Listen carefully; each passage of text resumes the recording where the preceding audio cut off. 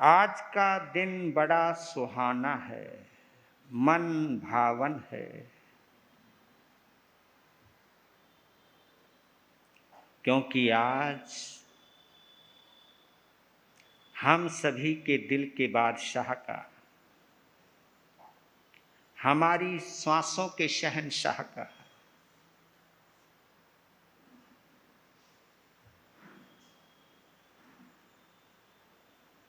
शर्मन संघ के चतुर्थ पटधर आचार्य सम्राट का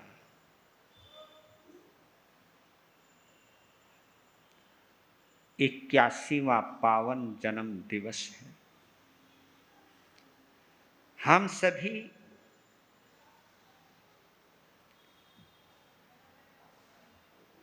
हृदय की असीम श्रद्धा से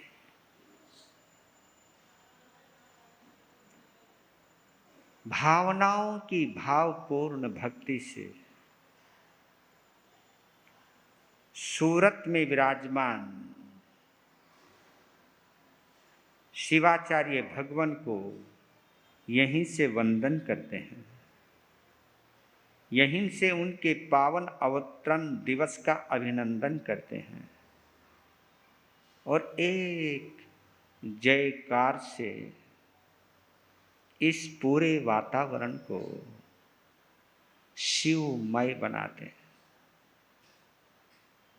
बोलिए ध्यान योगी आचार्य सम्राट गुरुदेव श्री शिवमणि जी महाराज की, बोलिए शिवाचार्य भगवान की, बोलिए शिवाचार्य भगवंत की। देखा जाए ये वो दरबार है जिस दरबार में आने के बाद दुख दर्द मिट जाते हैं। दुनिया की घुटन यहाँ आने के बाद सुकून में बदल जाती है। और मेरे युग प्रधान आचार्य सम्राट श्री शिवमुनि जी महाराज साहब ने पहले जो रास्ता चुना और फिर जो रास्ता दिखाया,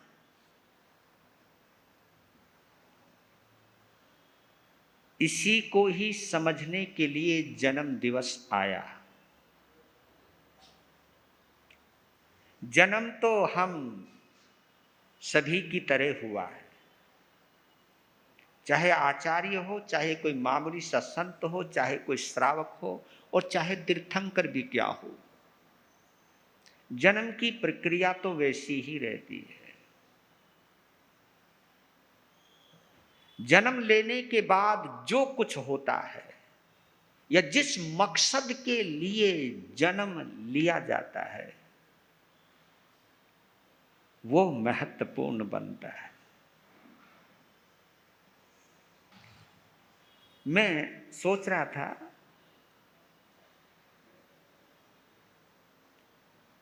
कि उनकी जीवन यात्रा का शुभारंभ 1942 में हुआ।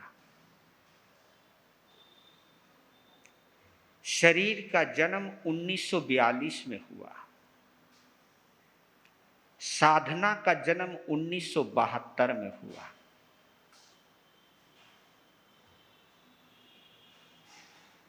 और 81वें जन्मदिन 1922 में मना रहे हैं। ये दो तो हमेशा लगे रहे, 42, 72 और 2022।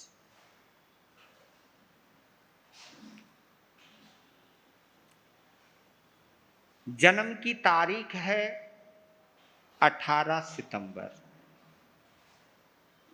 दीक्षा की तारीख है 17 मई।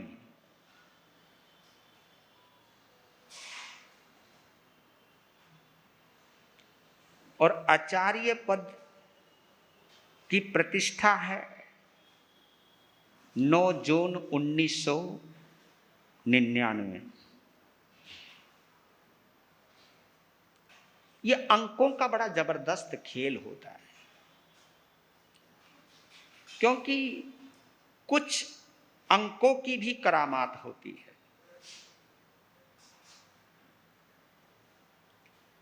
अगर हम गहराई से सोचते जाएं, 18 सितंबर है, 9वां महीना है,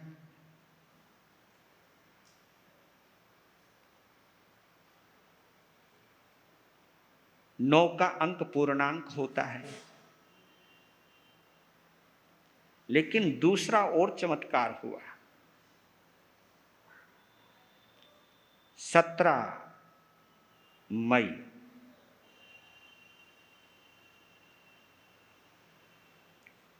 1972।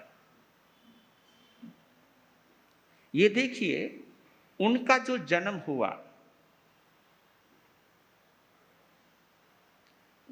वो तारीख है, पूर्ण तारीख, पूर्णांक बनता है 18 सितंबर।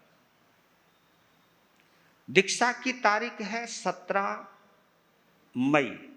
17 का अंक जोड़े तो कितने बने? 8 अंक। और हमारा संयम लेने का जो एक मकसद होता है, एक जो लक्ष्य होता है, वो लक्ष्य एक ही होता है कि हम किसी तरह अष्टकर्म विजेता बने।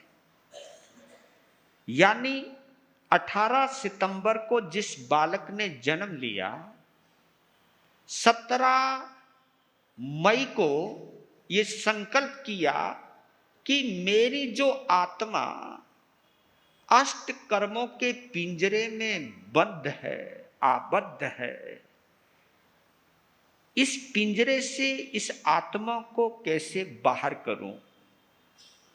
फिर उन्होंने जैन भागवती दीक्षा धारण की। 42 को हम अगर हम जोड़ते हैं तो 42 को 6 का अंक बनता है। और जो कोई क्रिकेट का गेम जानता है, उसमें सबसे बड़ा स्कोरिंग शॉट अगर है, कौन सा है? सिक्सर। वेरी गुड, वो सबसे बड़ा स्कोरिंग शॉट है वो।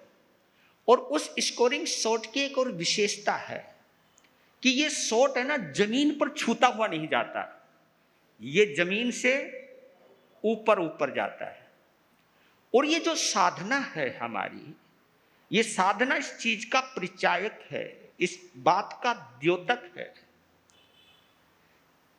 कि हमें संसार से ऊपर उठना तो पड़ेगा। अगर तुमको क्रिकेट का सबसे बड़ा स्कोरिंग शॉट मारना है तो बाउंड्री के पार जाना चाहिए वो। और ये जो बाउंड्री है ना, ये सारा बाउंड्री का खेल जो है, ये संसार का खेल है। ये इस बाउंड्री के अंदर 4 गतियां आ गई हैं, 84 लाख जीवा योनियां आ गई हैं। तो ये क्रिकेट का खेल भी एक बात कहता है कि भाई शॉट मारो तो ऐसा मारो कि बाउंड्री के पार गेंद जानी चाहिए। ये जो दीक्षा हम जो लेते हैं, ये दीक्षा इस संसार में भटकने के लिए नहीं लेते, हम 1-2 रन लेने के लिए नहीं लेते।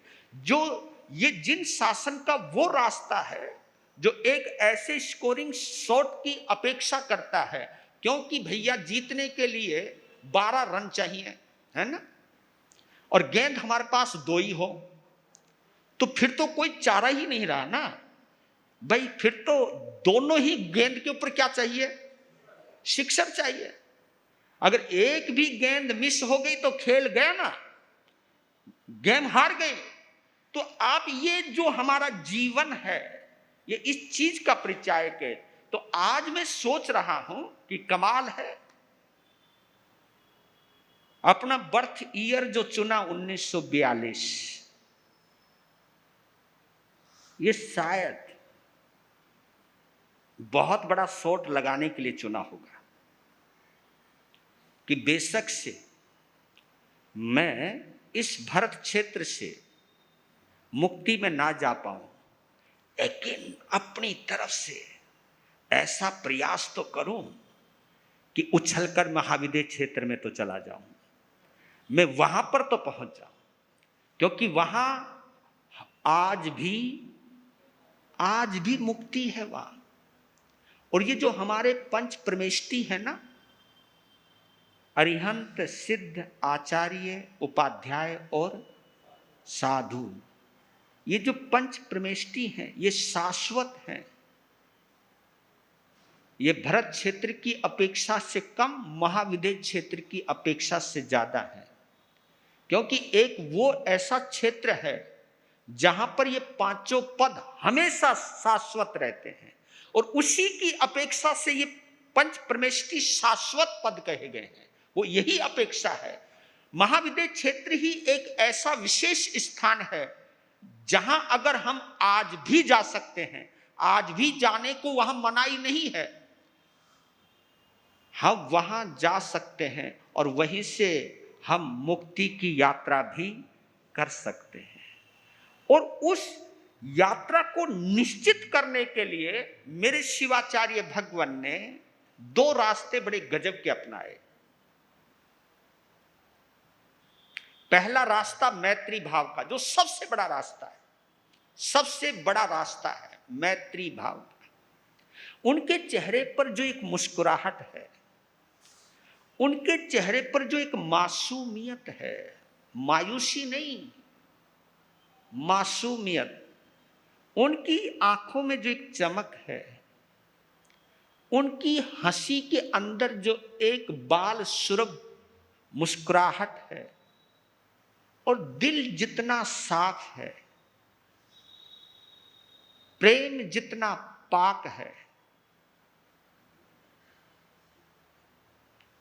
वो उनको विशेष बनाता है। और मैं उनकी इस विशेषता का कायल हूं। और जिन्होंने आचार्य भगवान को बाहर से नहीं, क्योंकि जो निंदा करते हैं उन्होंने आचार्य को बाहर से देखा है, अंदर से नहीं देखा।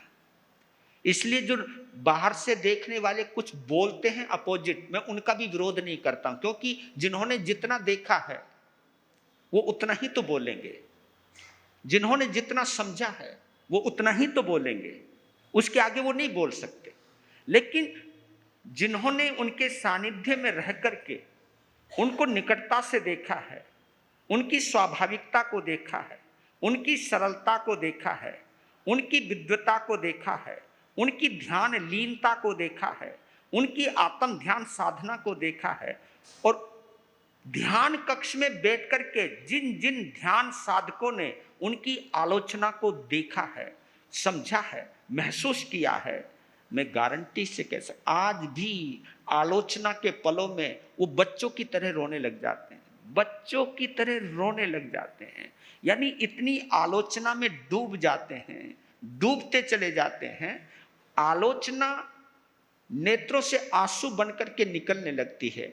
और हमारे यहाँ आपको मैं बतला देता हूं, रोना भी मुक्ति में सहायक बन सकता है, लेकिन दुख में रोने से नहीं, बल्कि अपनी आलोचना करते करते, जिसको हम प्रायश्चित के आंसू कहते हैं, और हमारे 12 तपों में प्रायश्चित भी एक तप कहा गया है।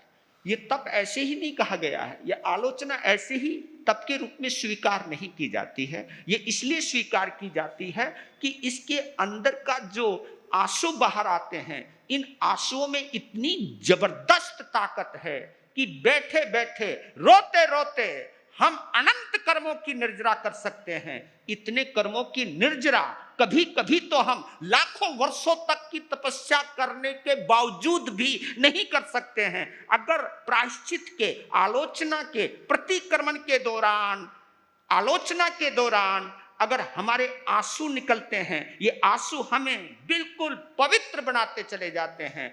इस पवित्रता को जिन्होंने भी महसूस किया है, अद्भुत है। और दूसरी बात और आप लोगों ने कभी महसूस किया नहीं की, जिन लोगों ने भी शिवाचार्य भगवान के प्रति नेगेटिव बोला है, वो कभी प्रगति नहीं कर पाए। वो कभी ऊंचाई पर नहीं जा पाए, वो कहीं ना कहीं गिरे हैं। तो ये चीज ये भी बतलाती है, आसमान की तरफ मुंह करके अगर थूकोगे ना तो वो थूक आसमान पर नहीं, वो थूक हमारे ही चेहरे पर आकर के गिरता है। ये हम महसूस करने वाली बात है कि देखना कि ऐसे व्यक्तित्व के ऊपर कुछ भी नेगेटिव टिप्पणी करना, अपनी अंदर के फ्रस्ट्रेशन को निकालना है या प्रकट करना है, ये तो वो जाने। लेकिन इतना जरूर कहता हूं कि उनकी निंदा करने से आचार्य का लाभ ही होता है,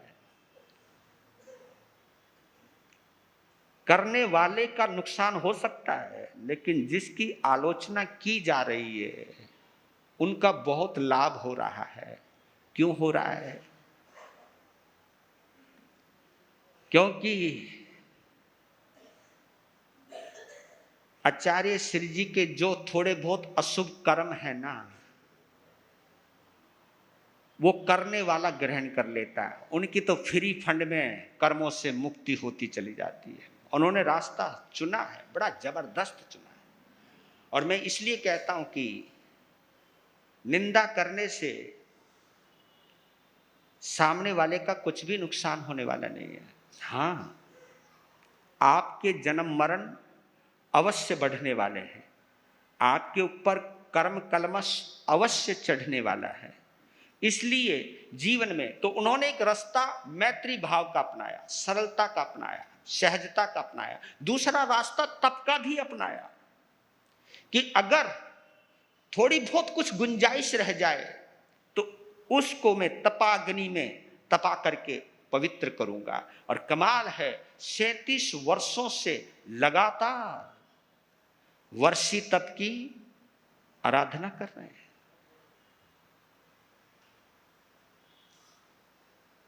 ये कम बात नहीं है। और मैंने 2 चीजें देखी उनके सानिध्य में रहकर।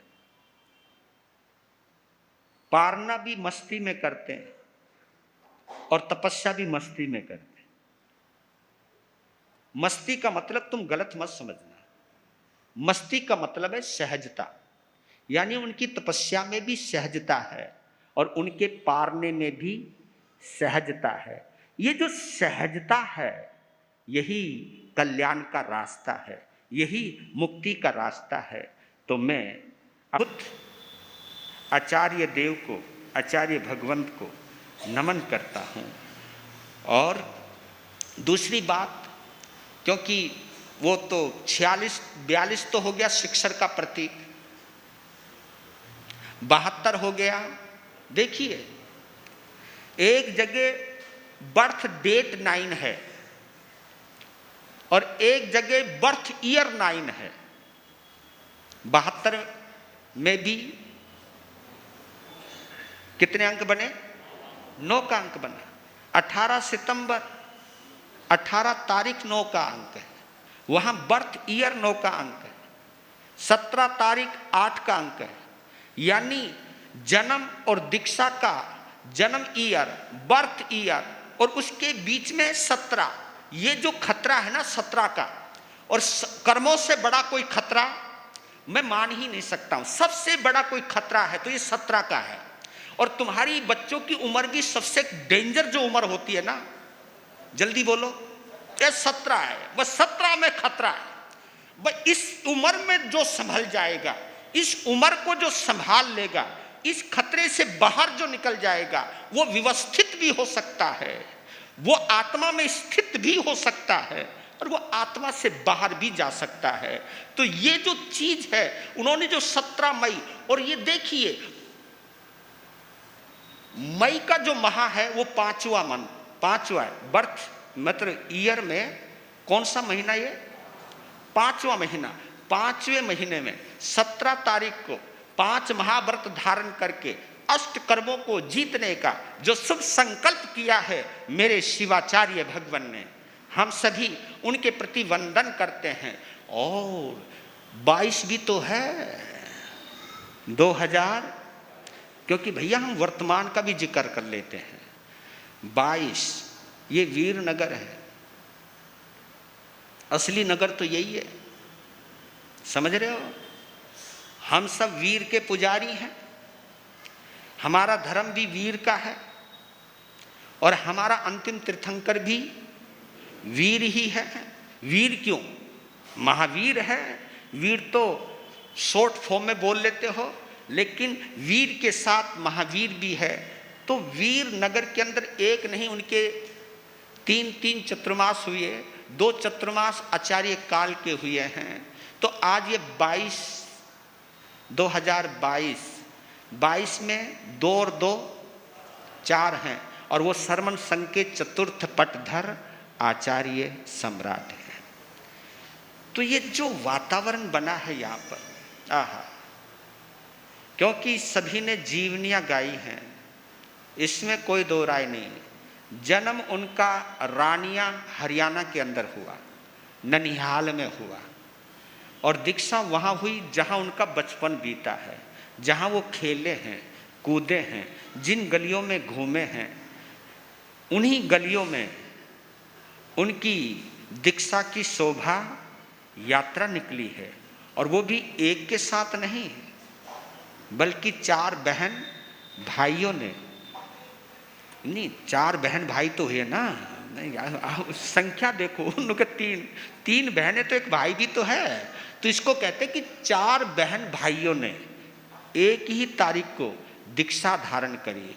और मैं बताऊं आप लोगों को, गुरु तो बहुत होते हैं, लेकिन मैं बहुश्रुत गुरुदेव श्री ज्ञानमणि जी महाराज साहब के सौभाग्य का कायल हूँ, कायल, क्योंकि मैंने उनको भी बड़ी निकटता से देखा है, उनके चरणों में रहा हूँ।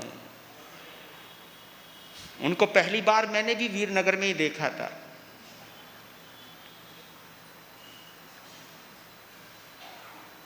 जब चतुर्मास हुआ था यहाँ पर उनका, जब डॉक्टर करण सिंह जी यहाँ आए थे, जिस वक्त यहाँ पे रामलाल जैन सर्राफ संघ के अध्यक्ष हुआ करते थे, उस वक्त मंदिर मार्गी परंपरा की महासाध्वी मृगावती जी भी यहाँ पर मौजूद थी।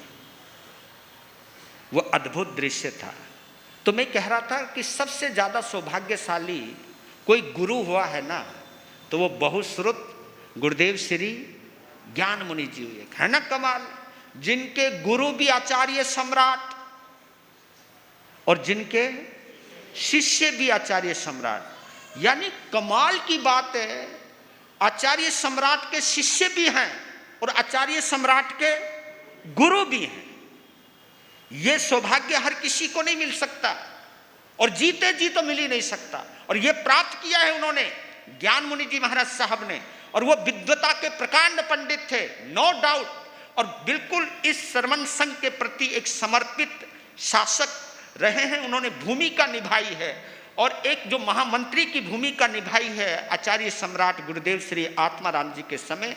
तो वो जो उनके आशीर्वाद से उन्होंने जो पुण्य अर्जित किया, तो मैं उनके सौभाग्य को नमन करता हूँ कि वाह, गुरु हो तो ऐसा हो और शिष्य हो तो ऐसा हो। आचार्य सम्राट का शिष्य होना ये भी एक गौरव की बात है, और आचार्य सम्राट का गुरु होना ये भी सौभाग्य की बात है। तो ये दोनों सौभाग्य की प्राप्ति करी ज्ञानमुनि जी महाराज साहब ने, उनको हृदय से नमन करता हूं। और आप सभी की मौजूदगी में हम यही भावना भाते हैं, यही भावना भाते हैं कि मेरे शिवाचार्य भगवान जन्म शताब्दी पूर्ण करें ऐसी। क्योंकि जब मैं सोच रहा था ना 8100 रुपये, मुझे तो अचरज हुआ, जिन लोगों की हैसियत 81,000 रुपये की देने की भी है, वो भी 8100 ही दे रहे हैं। मत अब वो समझ जाना इशारा, जिन जिन के ऊपर है इशारा मेरा, मतलब कमाल की बात है। जिनकी हैसियत, जिनके पास सब कुछ है, और उनके जन्मदिन पर मुझको बहुत अच्छा लगता अगर उनके मुख से ये शब्द आता कि नहीं, जब हम 81,000 दे सकते हैं, जब हम 81 लाख तक दे सकते हैं, ऐसी हैसियत दी है जिन शासन ने हमको, अगर वो भी 8100 रुपये दे रहे हैं तो कोई बात नहीं। मैं उनकी वो नहीं कर रहा हूँ, उनको डिमोलाइज नहीं कर रहा हूँ, मैं उनको नीचे नहीं ला रहा हूँ, लेकिन बोल रहा हूँ कि भावुकता हो तो ऐसी हो, त्याग हो। ये सोचिए, जिस आचार्य सम्राट ने अपने संसार की कोई कल्पना नहीं करी, कोई कल्पना नहीं करी अपने संसार की, एक ही कल्पना करी, मैं जिन शासन का एक सदस्य बनूं, दीक्षा लेकर के, दीक्षा ली। 1972 में दीक्षा लेने वाले शिव कुमार को देखकर कोई भी नहीं कह सकता था ये होने वाला आचार्य सम्राट है, और हुआ। और मुझे शैली जी के प्रवचन का एक छोटा सा अंश मुझे मिला कि 54 दिवसीय विदेश यात्रा, उन्होंने 54 दिवसीय विदेश यात्रा करी थी, यानी 54 डेज की विदेश यात्रा करी। और विदेश यात्रा इसलिए करी थी, माँ बाप ये देख लेना चाहते थे कि एक बार इसने ये दुनिया देखी है, गांव की दुनिया देखी है। क्योंकि मलोट मंडी कोई बहुत बड़ा सिटी नहीं है, बहुत बड़ा छोटा सा गांव है। तो सोचा कि इस बंदे को पहले विदेश में भेज देते हैं, वहाँ की चकाचौंध गोरी चमड़ी के आकर्षण से पार हो पाता है या नहीं हो पाता है। हाई क्लासिक एजुकेशन के आकर्षण में फंसकर हाई सोसाइटी का संकल्प तोड़ना भी चाहता है नहीं चाहता है। उन्होंने हर तरह से, और मैं आज के समय एक और चीज़ है कि भगवान महावीर स्वामी ने गृहस्थ धर्म का त्याग 30 साल की उम्र में किया, तो मेरे शिवाचार्य भगवान ने भी गृहस्थ धर्म का त्याग 30 साल की उम्र में किया। 42 में जन्म हुआ, 72 में दीक्षा ली, और आज हम 81वां जन्मदिन, क्योंकि आज उनके 80 वर्ष पूरे हो गए हैं 2022 में। तो हम आगे की सुनहरी कल्पना करें। और मैं बताऊं, मैं जन्म शताब्दी वर्ष क्यों बनाना चाहता हूं? वो इसलिए बनाना चाहता हूं कि ताकि हम भी तो इतने समय जी सकें, हम भी तो एक भावना, क्योंकि दुआओं में ही सब कुछ छुपा हुआ रहता है। तो हम ऐसी भावना भाते हैं कि हमारे प्रभु, हमारे शिवाचार्य भगवान जन्म शताब्दी वर्ष पूर्ण करें। और मैं उनके चरणों में वंदन करता हूँ, नमन करता हूँ। समय हो गया है बहुत आप लोगों का।